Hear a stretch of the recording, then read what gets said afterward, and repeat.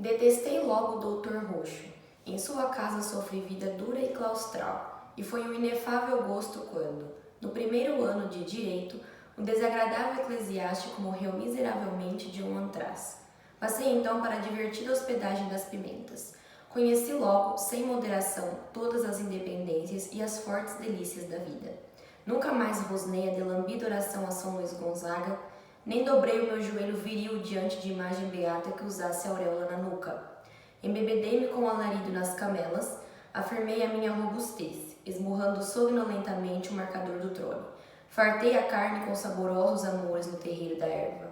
Vadiei ao luar ganindo fados, usava moca, e como a barba me vinha basta e negra, aceitei com orgulho a alcunha de raposão.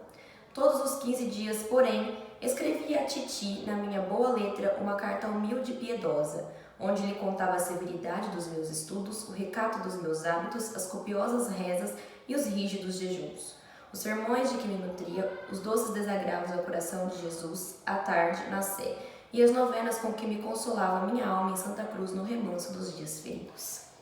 Oi gente, tudo bem? Hoje nós vamos falar um pouco sobre A Relíquia, de Eça de Queiroz. A Relíquia é um romance realista publicado em 1887 em Portugal. O realismo foi uma escola que surgiu ali em meados dos anos 60 do século XIX e foi uma reação ao romantismo, que era a escola anterior. No romantismo, os escritores se dedicavam a tratar sobre seus sentimentos, eles idealizavam o amor e eles imaginavam um mundo perfeito. Então, as obras românticas, nós podemos perceber que os escritores tinham um mundo muito fantasiado, eles não retratavam a realidade como ela é. Já no realismo, que surgiu ali um pouco depois do romantismo, foi uma escola que foi se originando ali em meio a um mundo muito agitado na Europa, na verdade no mundo todo. Era um momento que havia vários avanços na ciência, na filosofia, vários filósofos ali publicando suas ideias, no campo das ciências também. Então era um mundo que estava ali passando para uma fase mais cientificista, digamos assim. Então eles estavam meio que deixando de lado a religiosidade, o pensamento baseado na fé, e ali estavam pesquisando, realizando ali algumas, como posso dizer, alguns estudos, então baseados no racionalismo. E o realismo ali nasceu nessa fase, nesse momento que o mundo estava vivendo. Eu deixei aqui um roteiro do vídeo, então se eu olhar aqui para baixo, porque eu estou relembrando alguns pontos que eu quero tratar aqui no vídeo. Bom, então nós vamos começar falando ali um pouco sobre as características do realismo. Então o realismo foi marcado por um objetivismo e por um cientificismo, ou seja, os escritores do realismo, eles não estavam mais preocupados em falar o que as pessoas queriam ouvir. Eles queriam mesmo ser bem objetivos e falar da realidade como ela realmente era. Eles também negavam os sentimentos, eles não falavam de sentimentos nas suas obras. Na maioria das obras que quando você pega para ler uma obra realista, tanto portuguesa quanto francesa, né, que o realismo começou mesmo na França, com Madame Bovary, mas as obras brasileiras realistas também nós vemos, eles negavam os sentimentos e era sempre uma coisa muito materialista, era uma coisa muito racional. Então é a principal diferença entre realismo e romantismo. Mas então vamos começar falando então da obra em si, A Relíquia. A Relíquia é uma obra de memórias, então ela é narrada em primeira pessoa pelo Teodorico Raposo, que é também a personagem principal da história. O Teodorico, então, ele começa falando que ele é neto de um padre, já começa por aí.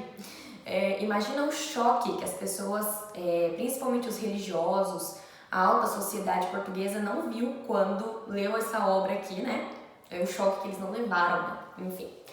Então ele vai começar falando que ele perdeu os pais muito cedo, a mãe dele morreu assim que ele nasceu, e o pai dele morre quando ele tinha mais ou menos 7 anos.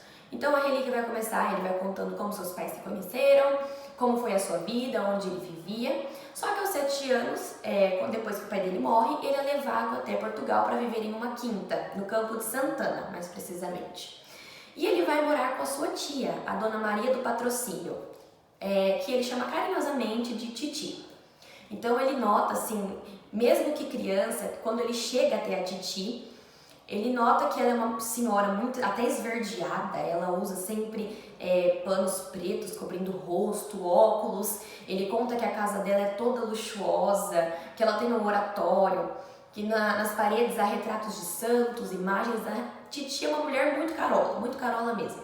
Ela nunca se casou, não teve filhos e ela é uma pessoa que vive em função das coisas da igreja.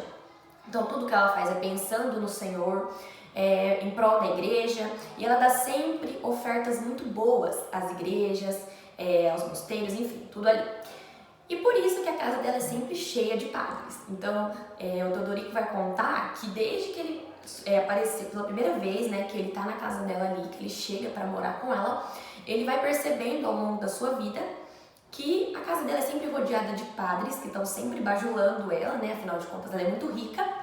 E aí o Teodorico vai contando, ele vai crescendo, ele até chega aí para um colégio interno, um colégio de padres.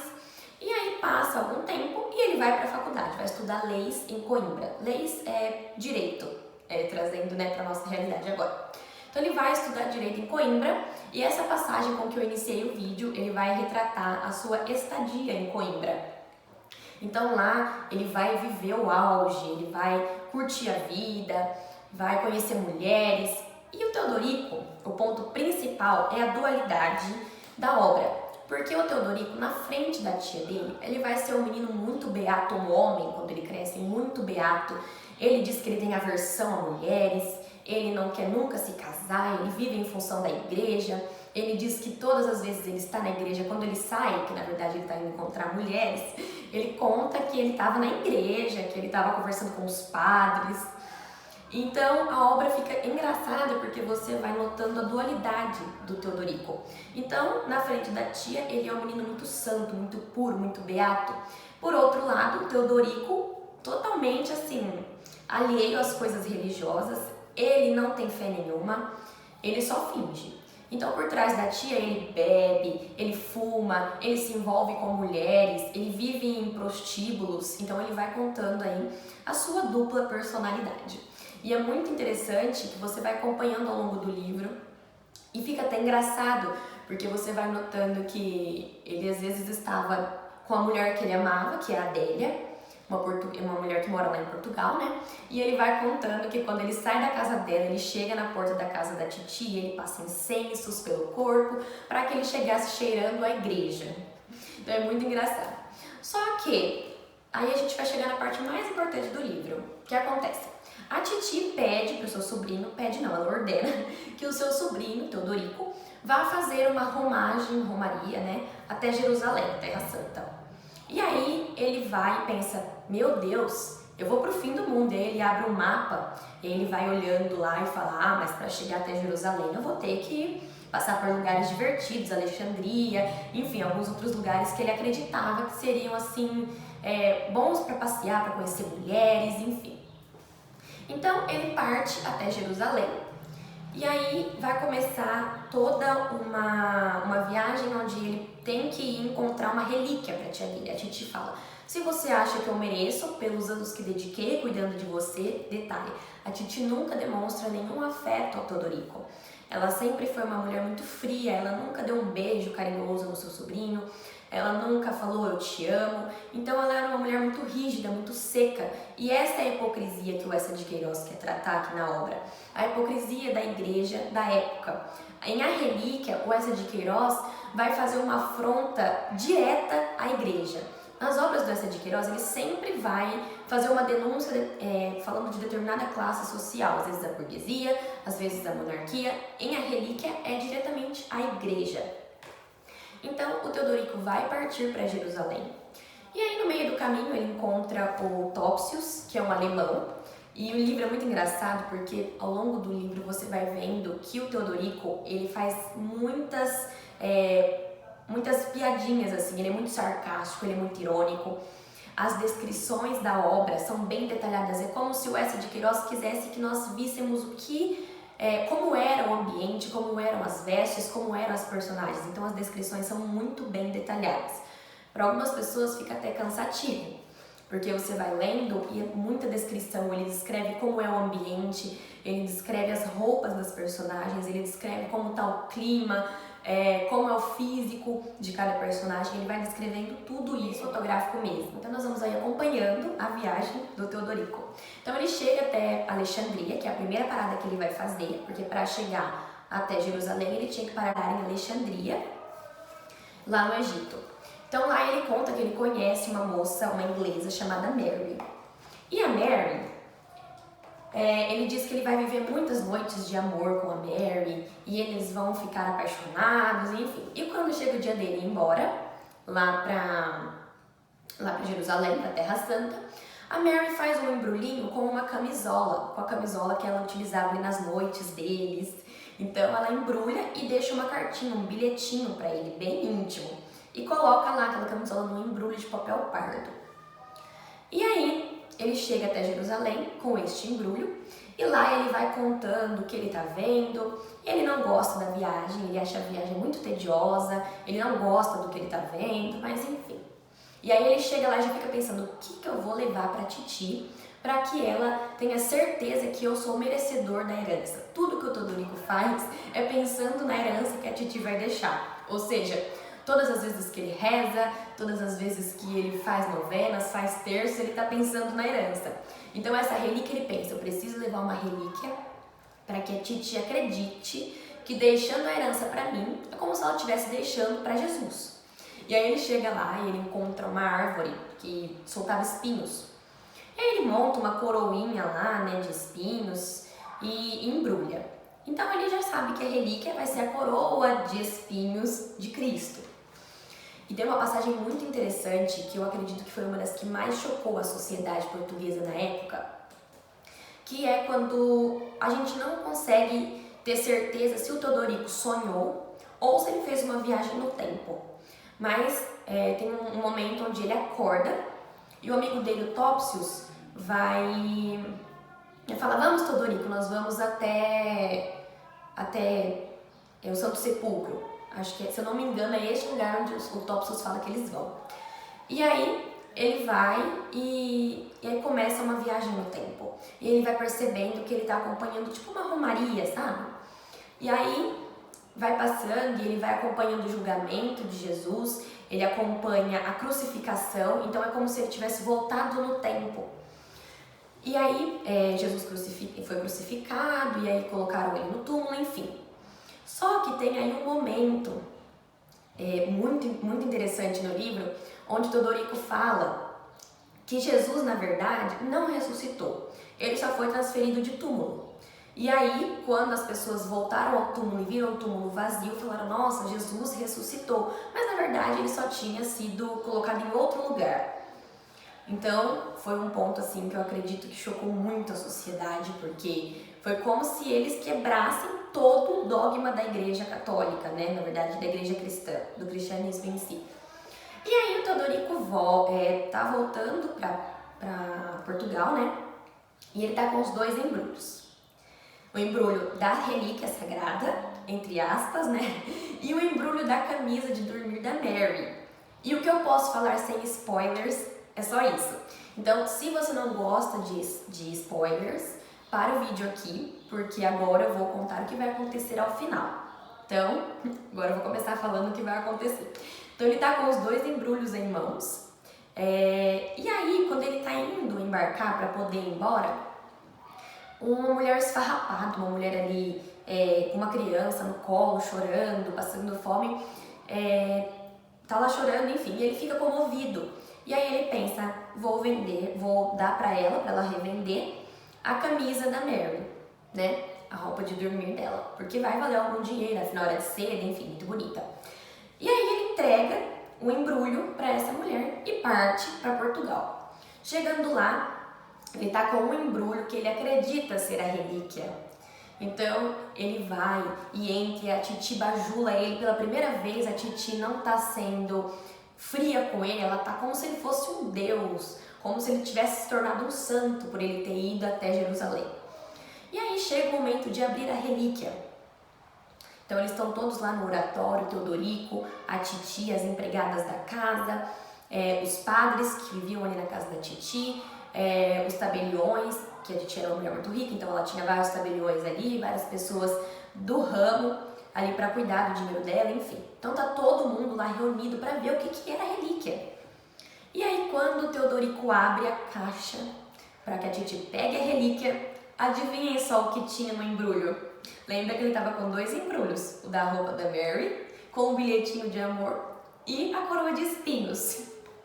Adivinhem só o que a Titi vai encontrar. Isso mesmo, a camisa da Mary. E a hora que ela abre, ela fica atordoada, ela fica morrendo de vergonha, ela fica possessa. E aí é onde ela vai excomungar ele, colocar ele pra fora de casa, e ele vai se ver pobre, sem nada. Só que aí o que ele vai fazer? Ele pensa, bom, agora eu não tenho mais a herança da Titi, e o que eu vou fazer da minha vida pra não morrer de fome? Porque, na verdade, Teodorico não trabalhava, né? Ele tinha um diploma lá de leis, só que ele vivia esperando que a Titi morresse e a herança ficasse pra ele. Ele nunca tinha trabalhado, nem nada. Ele só ficava esperando que a Titi morresse. Todo livro ele fica, ai meu Deus, não vejo a hora da Titi morrer, porque vai ser muito feliz quando ela morrer. Ele ficava o livro todo assim.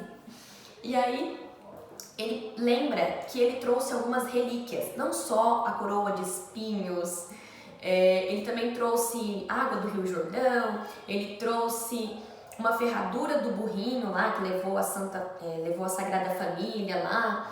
Ele tem também pregos que pregaram Jesus na cruz, essas coisinhas assim, que todo mundo sabe que na verdade não era realmente legítimo, né? Eram coisas ali que eles encontravam e falavam que era sagrado, e as pessoas, como eram dominadas pela religião, elas não pensavam com clareza, então elas achavam que tudo era bem real. A coroa de espinhos, por exemplo, todo mundo ali, quando o Teodorico falou que era a relíquia, né, a coroa de espinhos, eles acreditaram que realmente era a coroa que Jesus tinha usado. Mas enfim, então ele vai ver que ele tem garrafinhas com água do Rio Jordão, essas coisinhas, pregos, uma tira da roupa da Virgem Maria, essas coisinhas assim, sabe? E aí ele vai falar, bom, posso vender, porque Portugal é um país muito católico, ainda hoje mas imagina no final do século XIX, as pessoas eram muito católicas, a maioria da sociedade. Então ele vai começar a revender. E aí vai chegar num momento que assim, tem mais de 70 pessoas com pregos que crucificaram Jesus, tem muitas pessoas com garrafinha de água do Rio Jordão, tem um monte de gente com espinhos da coroa de espinhos de Cristo. Então assim, vai ficando aquela coisa, gente, né? Você fica até atordoado, você pensa, como que as pessoas acreditavam nisso? Mas Então ele vai vendendo essas relíquias, enfim, até chega um momento que a Titi morre e ele recebe a notícia. E ele está excluído da herança, exceto por um pequeno, como eu posso falar? Não um binóculo, eu acho que é um monóculo, aquele que você coloca no olho só, sabe? Um monóculo. E aí vão falar pra ele que a Titi deixou esse monóculo pra ele para que ele visse de longe a herança que ela tinha deixado à Santa Igreja, aos padres. E para ele ficar só olhando mesmo de longe. E aí a Titi deixou seus prédios, deixou sua casa, deixou tudo assim, as louças, as pratas, que era do tio dela, né, o Godinho, que ele vai falar durante todo o livro, que é um homem muito rico, enfim. Então, ela deixa um pouco, assim, das suas coisas para cada padre, para uma irmandade, para uma igreja, enfim. E ele é excluído da herança. E aí, no final do livro, olha só o que o Teodorico vai falar. Na verdade, no final não, um pouco antes, o que ele vai falar sobre a Titi. Olha só como ele tinha um certo ranço dela, assim, digamos assim, a grosso modo. Ele não gostava dela nem um pouco, e ele falava. Mas agora, inefável deleite, ela na sua cova apodrecia, naqueles olhos onde nunca escorrera uma lágrima caridosa. Fervilhavam gulosamente os vermes. Sob aqueles beijos, desfeitos em lodo, surgiam enfim, sorrindo, os seus velhos dentes furados que jamais tinham sorrido. Os contos de Godinho eram meus, e libertado da escorosa senhora, eu já não devia aos seus santos, nem rezas, nem rosas. Depois, cumprida esta obra de justiça filosófica, corria a Paris às mulherinhas. Então o Teodorico ficava contando com essa herança, ele ficava esperando que a Titi morresse, para que ela deixasse tudo para ele, e no final ele fica sem nada. Só que no final ele vai falar uma coisa muito interessante, que o homem, quando ele quer afirmar alguma coisa, como foi o exemplo de Jesus não ter realmente ressuscitado, só transferido de túmulo, ele vai falar que as pessoas afirmavam que Jesus tinha ressuscitado, e criaram uma religião toda, uma religião muito famosa, e ele diz que basta você afirmar alguma coisa com convicção que você vai conseguir aquilo que você quiser, não importando se é mentira, se é verdade, basta você afirmar que você vai conseguir tudo. E nessa obra, essa de Queiroz vai retratar sobre a hipocrisia da igreja. Então ele vai falar que a Titi, apesar de viver em função da igreja, ela era uma senhora muito fria, ela não amava ninguém, ela só ficava pensando, na verdade ela não amava o sobrinho, ela queria que ele fizesse as coisas como ela mandava, ela não ajudava ninguém. Tem até um momento em que um parente dele, do Teodorico e da Titi, tá passando fome, tem crianças pequenas em casa, todas passando fome, e ele implora, por favor, pro Teodorico pedir pra Titi ajudar ele, porque ele é da família. E a Titi fala, de jeito nenhum, porque ele se casou, se meteu com saias, ele não merece ajuda, ele tem que apodrecer mesmo. Então ela era uma mulher muito hipócrita. Apesar de viver na igreja, ela não tinha essência assim, de amor, de caridade, de ajuda ao próximo. Então nessa obra, essa de Queiroz falou sobre a hipocrisia da igreja, sempre de maneira muito rica, muito detalhista, repleta de sarcasmos, de ironias, alguns momentos até engraçados. E durante toda a obra nós vamos notando como as pessoas eram totalmente dominadas pela religião, pela fé, elas não pensavam por si próprias, elas pensavam sempre aquilo que elas ouviam na igreja era a verdade absoluta. E isso não significa que elas seriam boas pessoas. Então, A Relíquia é isso, uma obra maravilhosa. Para mim, uma das melhores do Eça de Queiroz, retrata bem o realismo, como ele quis que nós víssemos a realidade do período, como eram as pessoas, enfim. Então, sobre A Relíquia é isso, eu espero que vocês tenham gostado do vídeo. Se vocês gostaram, deixe o seu like aí, compartilha com os amigos, comentem se você já leu A Relíquia, se você ficou curioso para ler essa obra, muito boa, maravilhosa por sinal. E é isso, gente, muito obrigada por terem visto até aqui, um beijo e até o próximo vídeo, tchau!